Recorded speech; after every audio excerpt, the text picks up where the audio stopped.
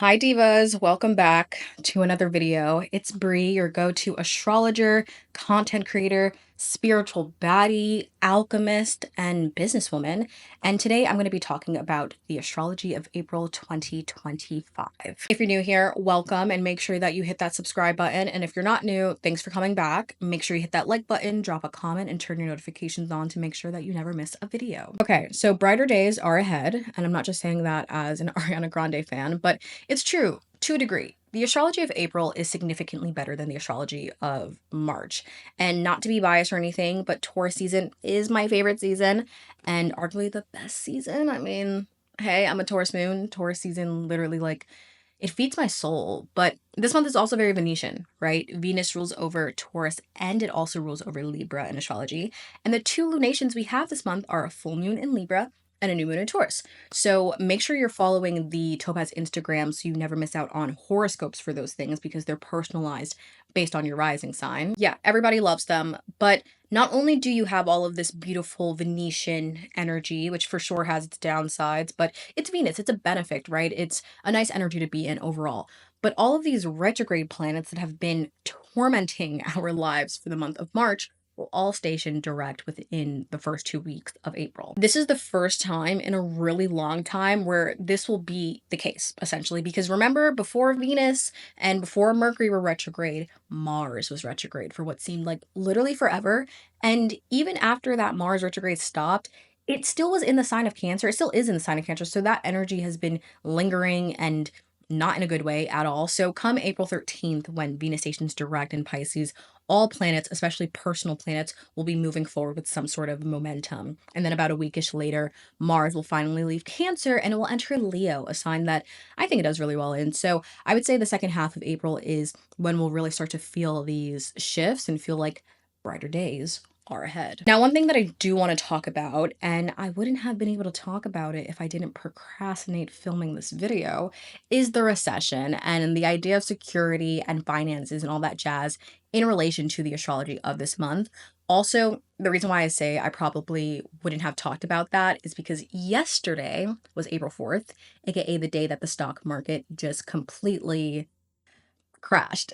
Because it's not lost on me as an astrologer that this is all happening at the cusp of such a Venetian month, such a Taurus month. Taurus, as the domicile of Venus, it rules land and money and banks and agriculture and natural resources. Taurus speaks to the foundation of the economy. What is real? What is touchable? It's what's of the earth. So when Taurus season and all of these Taurus and Venetian transits begin right after slash during a financial collapse, it's not random. It means that this is our sign or warning, call it what you want, to return to the basics. Not stocks, not speculation, not numbers on a screen, but food, water, shelter, touch, beauty, real things. The Venetian dominance of April in the very scary times that we're living in, it tells me that during the month of April, something that we should all collectively be thinking about with Taurus season, with the new moon in Taurus, with the full moon in Libra, is that when the systems that promise us safety collapse, what are we left with, right? Literally what? And there is an answer. We're left with the smell of bread, with the warmth of a partner's skin, with the body as a temple, the garden as our sanctuary. It sounds corny, but it's truly all things Taurus. This is such a long intro, so apologies, but you're probably going to hear me say a lot more in my videos throughout the year about how I've really just given in to surrender and detachment in a way that's healthy for me. It's a personal journey that I'd love to talk more about with all of you in another video. But what that really does for me, it comes with this awareness of the world around me because I'm learning to not take everything so personally and to almost just surrender and understand that everything is serving a bigger purpose, even if I'm not aware of it in the present moment. And so that's really honestly allowed me to take on more politics and more worldly events like this. And something I realize is that this isn't just a recession, it's a Venetian reckoning. And the truth is, love and scarcity is more real than abundance and isolation. Personally, that's how I feel. So the market is crashing, but the spirit is reawakening. Venus says, let the old world die if it needs to, because there's something richer waiting for you, something real. So that's a garden, a candle, a held hand. April 2025 is not just about chasing security, because that's what a lot of people, including myself, are trying to do right now. Listen, as a Pisces rising, Aries season and those retrogrades in Aries took a bat to my second house of security. But back on the topic, let me stop getting distracted. April 2025 is not about chasing security. It's about becoming secure, because there is a difference. Becoming secure in your values, in your body, in your capacity to love and move forward despite the noise. And that, divas, is the deeper invitation of a Venus ruled month like this. Not to panic, but to plant. Let's start to get into the texture of April, though. We start April off on April 7th, 2025, with Mercury stationing direct at 26 degrees of Pisces. Absolutely beautiful, truly.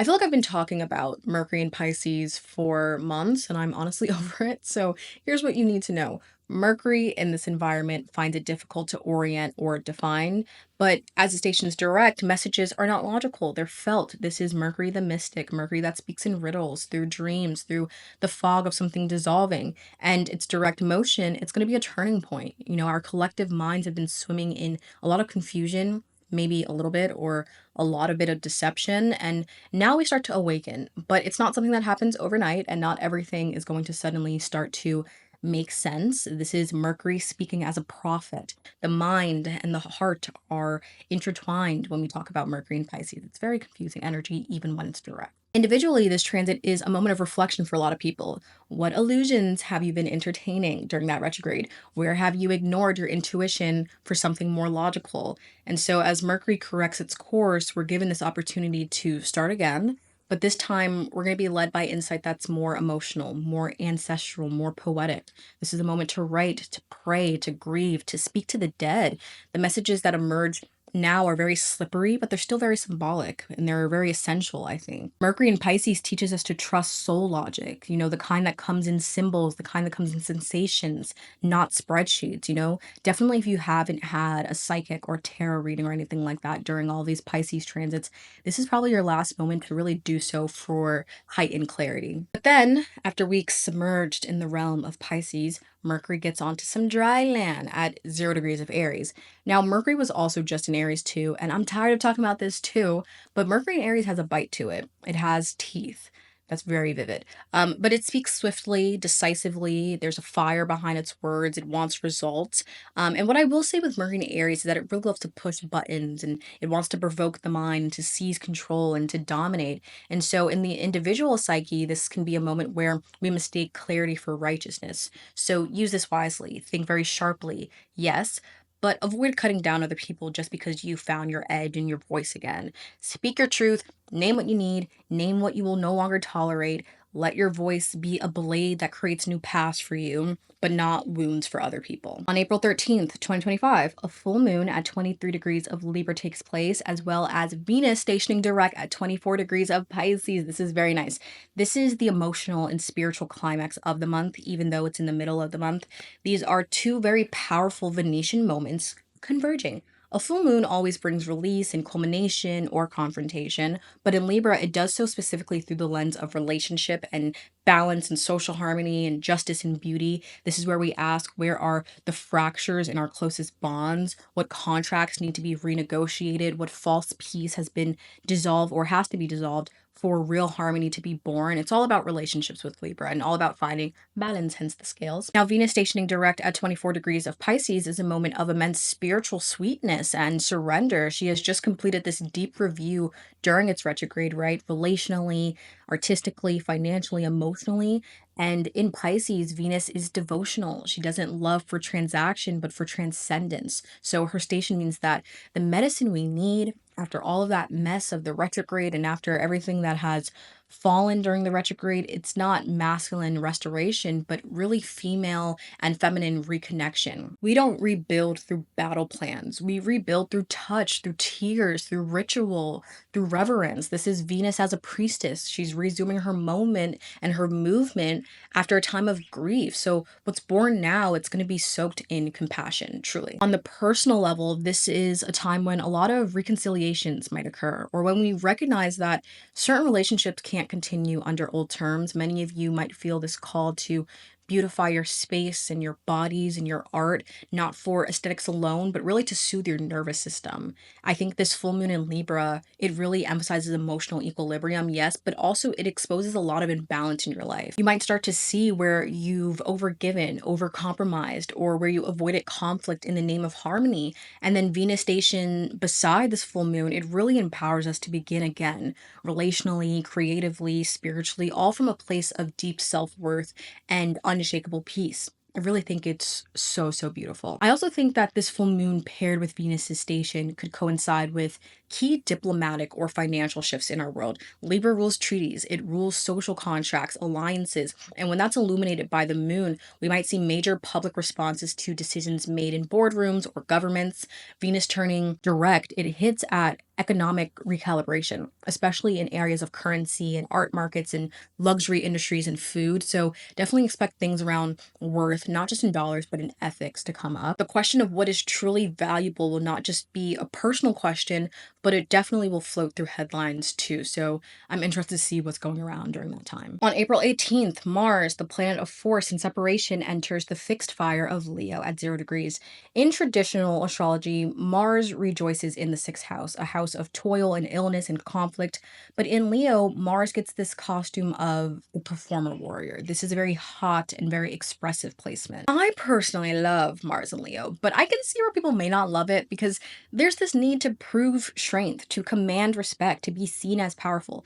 Donald Trump has his Mars in Leo. And this is important because this ingress happens under the shadow of Pluto's presence in Aquarius. So an opposition between the two, Mars and Leo and Pluto in Aquarius, is forming as well. What begins here before this opposition will soon face its mirror image in Pluto and Aquarius. I'm using my hands a lot. And I might as well talk about the opposition because it does happen in April. I was going to get to it later, but I'll just talk about it now if you want. Okay. In Leo, Mars wants to express, dominate, impress. Mars here says, I will perform my power. But Pluto, which is seated coldly in Aquarius right now, replies, only if everybody else agrees, only if the collective permits it. This is the showdown of ego and control versus evolutionary necessity. The lion, Leo, roars, but the people, the systems, the invisible hands of Aquarian qualities and collective, it says, not today, not unless we all agree. So do you know what this means? It means uprisings. It means protest, maybe around this time of the opposition. It means unrest among the military, especially if Mars rules the sixth or seventh house in national charts. It means tech-based resistance to charismatic figures. It's the canceling of kings. Granted, can Trump be canceled? No, but you guys get what I mean, hopefully. If you're watching this as a spiritual seeker, as a builder, as a healer, here's what you need to know. Don't act from ego at all, especially around this time. Mars and Leo brings flare-ups in leadership. It clashes between personal ego and systemic authority. We will most definitely see prominent figures lashing out, demanding attention, asserting their dominance. And you might also see ordinary people stepping into very bold self-expression in response to systemic erasure. There's a regal impulse here to protect what is noble, to fight for dignity. But Mars and Leo isn't humble with it at all. He's very theatrical, very prideful. But the more spiritual task here is to use that fire of Leo to protect, not to consume. Burn very bright, not to burn yourself out. Mars and Leo might awaken will in a lot of you, especially after the fog of Pisces and the cerebral sharpness of Aries. This is fire in the heart. This is the call to create, to act, to love bravely. It can energize romance and artistry and confidence, but also bring a lot of issues where pride has masked insecurity.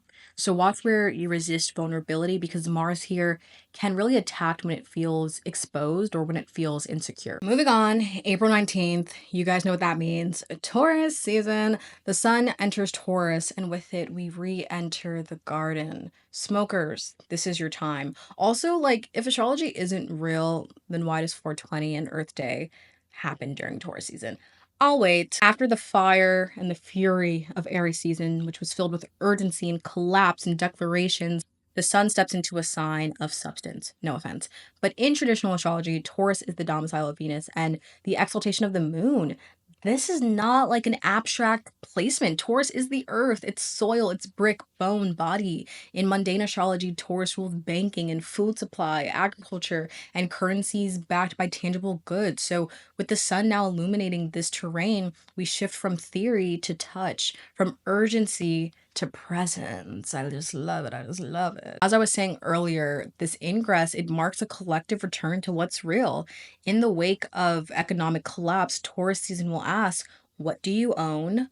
What owns you? What sustains you? There's no hiding here. The economy has already fallen, and now we walk among the ruins, hand in hand, rediscovering the simplest pleasures, right? Ripe fruit, clean air, not maybe where I live, steady hands. Spiritually, this is the invitation to root, to get back into the body, to find the rhythm of breath and heartbeat, to let slowness be your protest against a world that's addicted to speed. Personally, I'm throwing my phone out the window during the month of April. It's a month of disconnection for me, but really I'm connecting to something bigger than myself, and I'm really rooting myself. Sun in Taurus is a time of embodiment. You will feel the urge to ground, to decorate your space, to cook, to nourish. You will also feel more stubborn and heavy and resistant to change, and that's okay. The soul needs time to integrate. This is when we feel the weight of what we've been through, not mentally, but somatically. This is when we digest. The sun here brings warmth to what was frozen. It shows us what's sustainable, what's loyal, what's worthy of cultivation. And this ingress also prepares us for the new moon at 7 degrees Taurus a week later on April 27th. In that sense, this is more than a seasonal shift. It's a spiritual recalibration because the earth reminds us even after devastation, life still goes on. Beauty persists, life persists, love persists, but only if it's rooted, only if it's real. This new moon is a Venetian reset. It's a replanting of your spirit, of the economy, of embodiment. Taurus is not just the moon's exaltation, it's the sign of physical continuity. The moon here is cared for, it's honored, it's held in the arms of Venus, who has only recently stationed direct in Pisces, her exaltation, and it's slowly regaining strength. So there is this divine feminine restoration that's happening here. It's a moment of cosmic fertility. The body, the land, the touch, these are all becoming sacred again. And the seeds that are planted under this lunation will only really grow if they're grown from truth. This new moon is associated with the tension between possession and preservation. It asks, what are you building? And is it yours to keep or yours to share? The stock market crash that happened yesterday tore away, I think, false structures. So now, this new moon happening later in the month, it asks us to really reimagine structure itself, but not in glass and steel, in wheat, in roots, in breath. This is the new economy, mutualism, earth-centered value, not speculation, but sustenance. Are you guys with me? And one of the main reasons why I'm talking about this is because I've seen so many TikToks of people being like, don't invest in the market right now, XYZ, just invest in tangible things like real estate and in gold and survival gear and all of that. And it truly aligns perfectly with this energy of actually shifting away from purely digital currencies and back towards resource based or backed, structures, things people can touch and barter and hold. Don't be surprised if you see literal calls for land redistribution, local farming, or community based banking. People are putting their money in credit unions because they're scared regular banks are not going to give them their money. Capital One. So Taurus is not utopian, it's real. And I think this new moon really as a whole speaks to the hunger for real value. We are entering an era where emotional security and physical security are no longer separate. The new moon says value is what supports life. If it doesn't feed you, house you, love you, why are you clinging on to it? And then we end the month with Venus returning back to Aries on the 30th. Venus in Pisces, it weeps, it paints, it forgives, but Venus in Aries fights for what she loves. This is Aphrodite who goes to war for her people, who defends beauty, who pursues desire without apology. And following April's rebalancing, the new moon in Taurus, the economic reckoning we're going through, the return to earthly values, this Venus in Aries comes with a message, which is that now that you know what you value, are you willing to fight for it?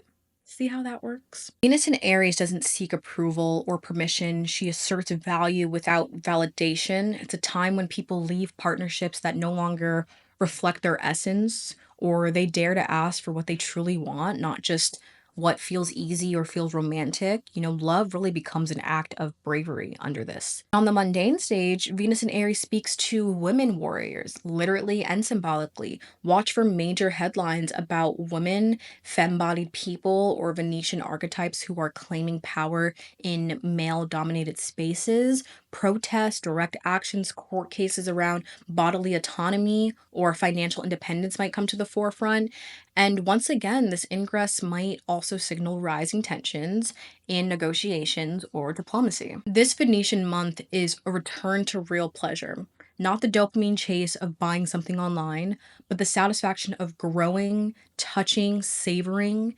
In your personal chart, look to Taurus and Libra. Which houses do they rule? This is where the cosmos are essentially replanting you this month, especially in that Taurus ruled house. If Taurus is in your second house, right, your values and income are rebirthing. Go toward quality over quantity. If Taurus is your fourth house, your home, your family, your ancestry, these are all now sacred. If Taurus is your ninth house, what you believe about wealth and worth and comfort is evolving. Relearn beauty as a philosophy. With the full moon in Libra, we're shown a mirror. What does balance actually look like in a relationship? This is not codependency dressed up in aesthetics. This is the hard-won harmony that comes from truth telling, from boundaries that are honored, from self-worth intact. And that, my friends, that divas is the lesson that you should be taking away from the astrology of April.